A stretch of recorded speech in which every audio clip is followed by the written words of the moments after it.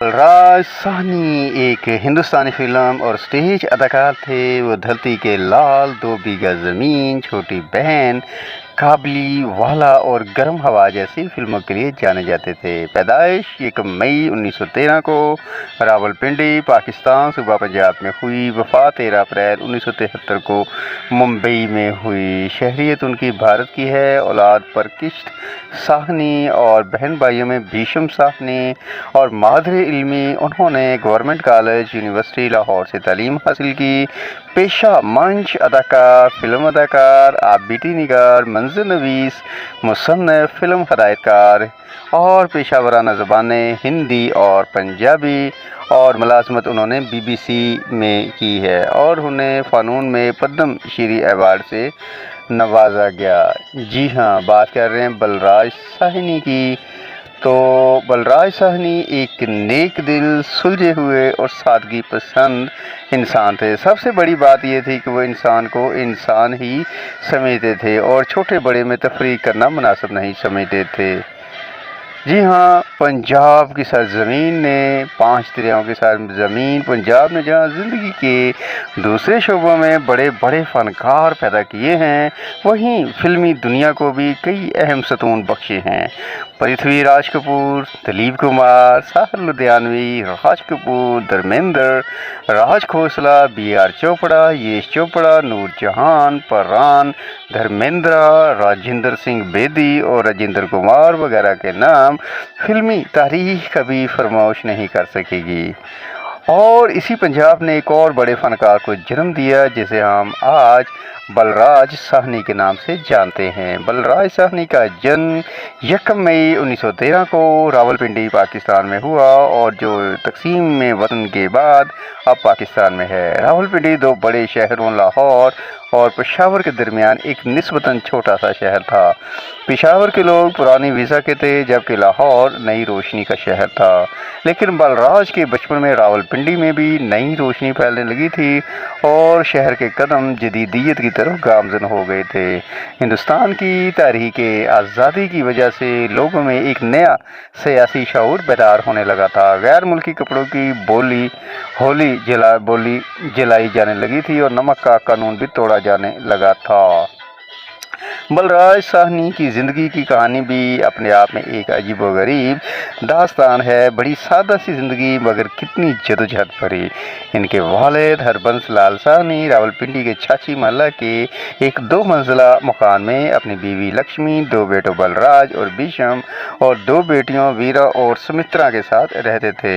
इन सब बच्चों में तीसरे नंबर पर बलराज साहनी थे और भीषम साहनी सबसे छोटे थे। उनके वालिद कपड़े का कारोबार करते थे जिसमें औसत आमदनी हो जाया करती थी।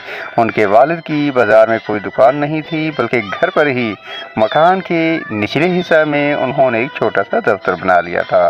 ख़ानदान के सब लोग घर के ऊपरी हिस्से में रहते थे। उनके वालिद हरबंस लाल साहनी आर्या समाजी ख्यालात के थे और रावलपिंडी के आर्या समाज के मंत्री भी थे। उन दिनों आर्य समाज का हमारे माशरे पर असर बढ़ रहा था और मूर्ति पूजा, मजहबी ढोंग और अंधे अकायद व रवायात के अलावा वैदिक अरब, संस्कृत ज़बान और सच्चे सूफीज़म के रुझानात समाज पर काफ़ी असर डाल रहे थे। बलराज साहनी और उनके छोटे भाई भीषम साहनी को बचपन में गुरुकुल में संस्कृत पढ़ने के लिए भेजा गया मगर वहाँ दोनों का दिल नहीं लगा और एक दिन बलराज साहनी ने अपना फ़ैसला अपने वालिद को सुना दिया कि अब वो गुरुकुल में नहीं बल्कि स्कूल में पढ़ेंगे। उनके वालिद इस बात से हैरान रह गए मगर हकीकत में बलराज साहनी ने जैसे उनके दिल की बात कह दी थी। वो अपना सारा काम उर्दू या अंग्रेज़ी में करते थे और ये समझते थे कि नई तर्ज की तालीम अब उनके बच्चों के लिए भी ज़रूरी हो गई है। उनकी वालिदा भी बच्चों को नई तालीम दिलाने के हक़ में थी, इसलिए दोनों भाइयों को स्कूल में दाखिल करा दिया गया। बड़े भाई बलराज साहनी छोटे भाई भीषम साहनी से सिर्फ 2 साल ही बड़े थे मगर इन्हें चौथी क्लास में और भीषम साहनी को पहले दर्जे में दाखिला मिला। बलराज साहनी बचपन से ही अपना अदबी रुझान नज़्मों के ज़रिए ज़ाहिर करने लगे थे। सिर्फ 15 बरस की उम्र में ही वो उर्दू में शेर कहने लगे थे। इन्हीं दिनों उन्होंने एक नज़म अंग्रेज़ी में भगत सिंह की याद में कह डाली थी। बलराज और भीष्म दोनों भाइयों ने मिडिल क्लास तक की तालीम रावलपिंडी में ही हासिल की।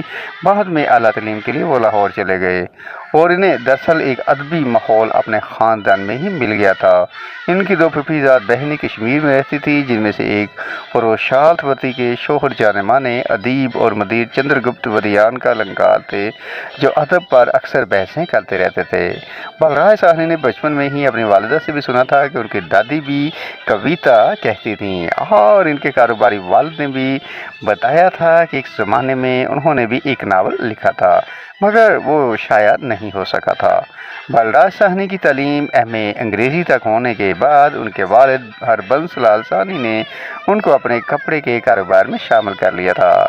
शादी के बाद 1937 में बलराज साहनी ने वालिद और छोटे भाई भीष्म साहनी को कारोबार और दफ्तर की जिम्मेदारियां सौंपकर घर वालों से अलविदा कहा और अपनी बीवी दमयंती के साथ कोलकाता में रविंद्रनाथ टैगोर के शांति निकेतन चले गए, जहां उन्होंने हिंदी और अंग्रेज़ी के उस्ताद की ऐसे खिदमत सर अंजाम दी। शांति निकेतन का माहौल इनके मिजाज के ऐन मुताबिक था। वहां पहुंचकर इसके दिल ने गवाही दी कि यही ज़िंदगी है जो वो जीना चाहते थे। शुरू में शांति निकेतन के पुरसकून माहौल में बलराज साहनी का दिल खूब लगा, मगर जल्द ही वो वहाँ की यकसानियत और मौसीकी रेज़ अदबी माहौल से उकता गए और उनको वहाँ की शांत और पुरसकून ज़िंदगी से उलझन सी होने लगी, क्योंकि उनके दिल में कुछ कर गुजरने का अरमान जोश मार रहा था और इनके दिल में मुल्क व कौम के लिए खुद को वक्फ कर देने का जज्बा मुअज्जिज़न था। ऐसे लगता था कि जैसे मुल्क की रूह, हिंदुस्तान की आत्मा उनको अपनी तरफ बुला रही है। मुल्क व कौम की आवाज़ पर वो महात्मा गांधी के पास वर्धा जा पहुँचे। वर्धा पहुंचकर उन्होंने रसाला नई तालीम की इदारत अपने ज़िम्मा ले ली।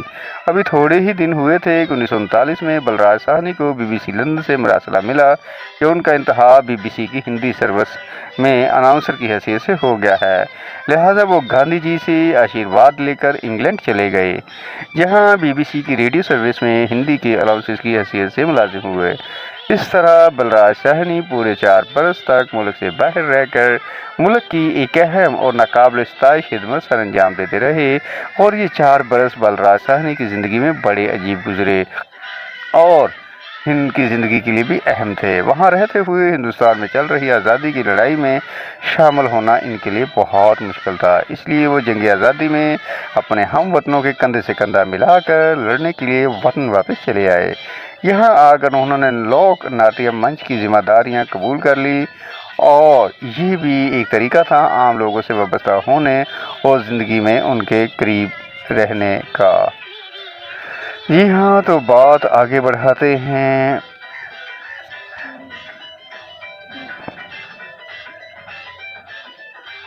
बलराज साहनी अपनी आमदनी का एक मखसूस हिस्सा हमेशा गरीबों और ज़रूरतमंदों में तकसीम किया करते थे। बलराज जी के फिल्मी किरदारों में भी वैरायटी मिलती है।